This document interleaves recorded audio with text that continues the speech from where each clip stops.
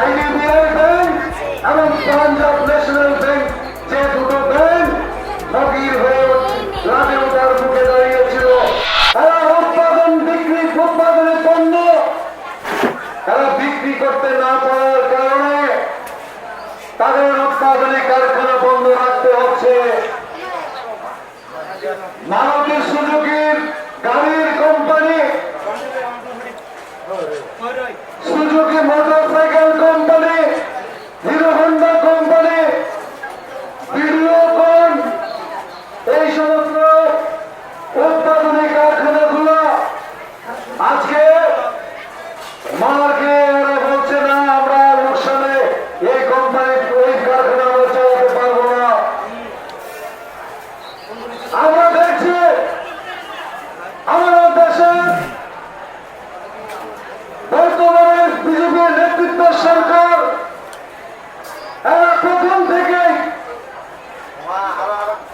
উৎপাদনী ব্যবস্থায় বেসরকারীকরণ, বিলগ্নীকরণ, বেসরকারীকরণ করার মধ্য দিয়ে রাষ্ট্রায়ত্ত যে সমস্ত লাভজনক কোম্পানি আছে, ওএনজিসি, বিএসএনএল, এলআইসি, ব্যাংকিং পরিষেবা, যেগুলোকে আমরা নবরত্ন কোম্পানি বলে জানি, যে সংস্থাগুলোর মধ্য দিয়ে লক্ষ লক্ষ বেকার যুবকদের কর্মসংস্থানের ব্যবস্থা হয়, যে সমস্ত কলকারখানার সংস্থাগুলোর মধ্য দিয়ে লক্ষ লক্ষ কোটি টাকা আমাদের দেশের সরকার আয় করেন, এই সমস্ত কলকারখানা, রাষ্ট্রায়ত্ত সংস্থা, এইগুলোতে সরকার হাত গুটিয়ে নেওয়ার ফলে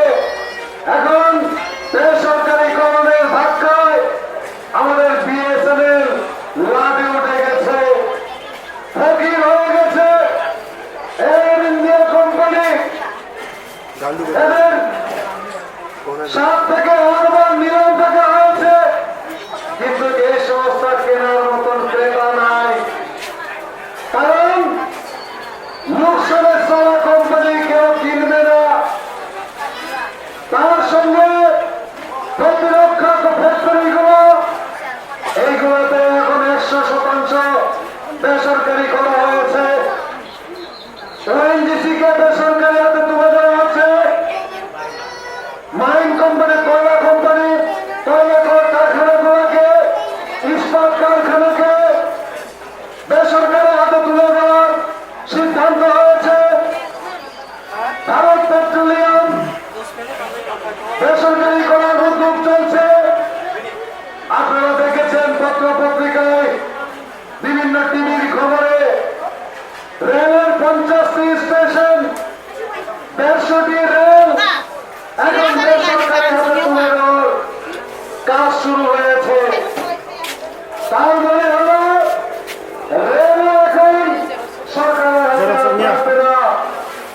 আকাশ পরিবহন, রেল পরিবহন, সড়ক পরিবহন, এইগুলোর সাথে সাথে এলআইসিটাকে এখন ফকির করার জন্য আমাদের দেশের এই সরকার উঠে পড়ে লেগেছে।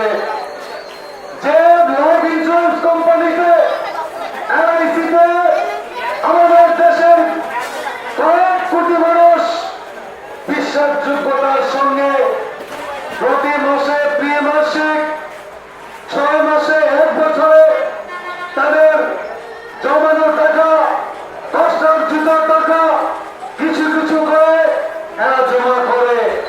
সেই টাকায় আমাদের দেশের সরকার বারবার চাপ দিয়ে প্রায় 2,30,000 কোটি টাকা এরা